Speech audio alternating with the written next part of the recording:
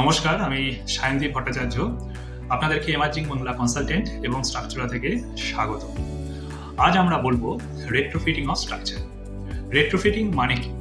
একটা পুরনো বা দুর্বল স্ট্রাকচারকে নতুন শক্তি দেওয়া, যেমন earthquake load, wind pressure, corrosion, foundation settlement.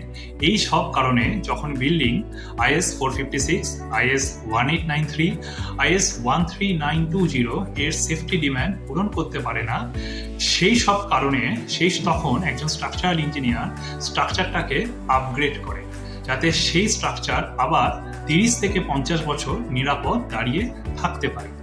এটা করা হয় অনেকগুলো টেকনিক অবলম্বন করে, যেমন জ্যাকেটিং অফ কলম অ্যান্ড বিমস, FRP wrapping মানে fibre reinforced polymer wrapping, still plate bonding, base isolation অথবা ড্যাম্পার ব্যবহার করে, ফাউন্ডেশন আন্ডারপিনিং, শিয়ার ওয়াল অ্যাড করে, কেমিক্যাল অ্যাঙ্কারিং ব্যবহার করে, লোড পার্ট স্ট্রেংথেনিং করে।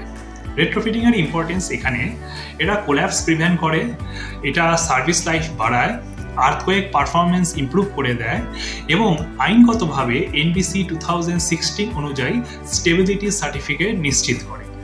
এই পুরো প্রসেস ডিজাইন, ডিটেলিং এবং এক্সিকিউশন গাইড করেন একজন স্ট্রাকচারাল ইঞ্জিনিয়ার, কারণ তিনি হিসেব করেন কোথায় শিয়ার ডেফিসিট হচ্ছে, কোথায় ডাক্টিলিটি কম এবং কিভাবে লোড ফ্লো আবার সেভ করা যায়।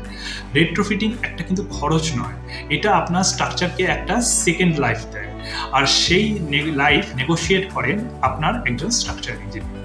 স্ট্রাকচারাতে থাকুন, সেফটিতে থাকুন। ধন্যবাদ।